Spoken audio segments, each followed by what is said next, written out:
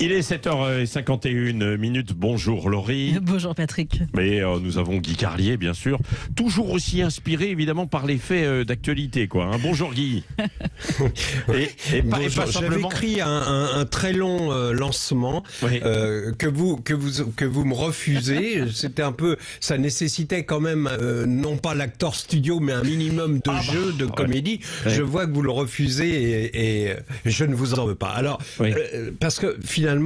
Rien ne m'a vraiment inspiré dans l'actualité ce matin. Ah bon vous l'avez vu, l'actualité, grève des éboueurs, les poubelles s'entassent dans Paris. Anne Hidalgo refuse de réquisitionner les employés municipaux. Il paraît qu'elle aurait déclaré « Moi, ça me gêne pas d'être entouré par un tas d'ordures. » Vous savez, quand vous avez participé à plus d'une dizaine de congrès du PS, on s'habitue. Bon, à part ça, qu'est-ce qu'on a d'autre ? Le quintuplé de Haaland pour Manchester City, ça pourrait faire un beau sujet chronique. Ouais. 5 buts, Champions League, c'est vrai, un exploit pareil devrait être inspirant. On pourrait se laisser embarquer dans le lyrisme, écrire de belles pages façon Monterland sur les renards des surfaces. Le problème, c'est que Haaland n'est pas inspirant. Il ne possède aucun charisme. Même ses 5 buts hier sont laids. Le type ressemble à un cyborg. On dirait, vous savez, un tueur à gages dans un thriller scandinave. Qu'est-ce qu'on a d'autre ? La polémique, encore et toujours. Celle du jour oppose une chroniqueuse de France Inter à Cyril Hanouna. Je vous en parle même pas tant c'est abject, mais au moins, elle nous permet de comprendre ce qui a changé dans le monde actuel par rapport au monde d'avant. Dans le monde d'avant, les cons jouaient profil bas. En prenant conscience de leur défaillance intellectuelle, ils mettaient toute leur énergie à essayer de devenir moins cons. Ça peut être un beau projet de vie, devenir moins cons.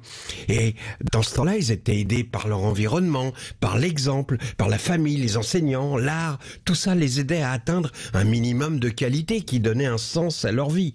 Mais aujourd'hui, des gros malins se sont dit que la connerie représentait un marché potentiel, alors on a décidé de ne pas aider les gens à en sortir, mais au contraire, ils les confortent en faisant des cons un groupe de pression, et le con ne se sent plus seul au milieu d'autres cons, il est heureux. Alors on assiste au triomphe de la connerie qui envahit les réseaux sociaux, la télé, le sport. C'est la lutte finale, groupons-nous, groupons les cons, et demain l'international sera le genre humain.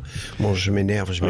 Alors, calmons-nous pour finir avec une jolie chanson. Le 15 mars 1995, il y a 28 ans, jour pour jour, Céline Dion en studio enregistrait la chanson « Pour que tu m'aimes encore ». Une très belle chanson, signée Jean-Jacques Goldman. La première phrase de cette chanson nous a toujours intrigués. Elle est surprenante. Elle commence en disant « J'ai compris tous les mots, j'ai bien compris, merci ». Comme c'est étrange, commencer une chanson par cette phrase. Eh bien, voici la raison de ce début de chanson surprenant. Il faut savoir qu'on avait dit à Jean-Jacques Goldman, si tu écris pour Céline Dion, méfie-toi, elle comprend pas tous les mots. Donc, il a envoyé son texte en écrivant juste au-dessus, Céline, voici la chanson. Surtout, je te mets à l'aise. Je sais que pour une Québécoise, c'est pas évident. Alors, avant de commencer à chanter, dis-moi si tu as compris tous les mots. Et l'autre, elle a lu le papier, elle croyait que c'était le début de la chanson. Et voilà pourquoi, voilà sa réponse. J'ai compris tous les mots, j'ai bien compris, merci. À demain. J'ai compris.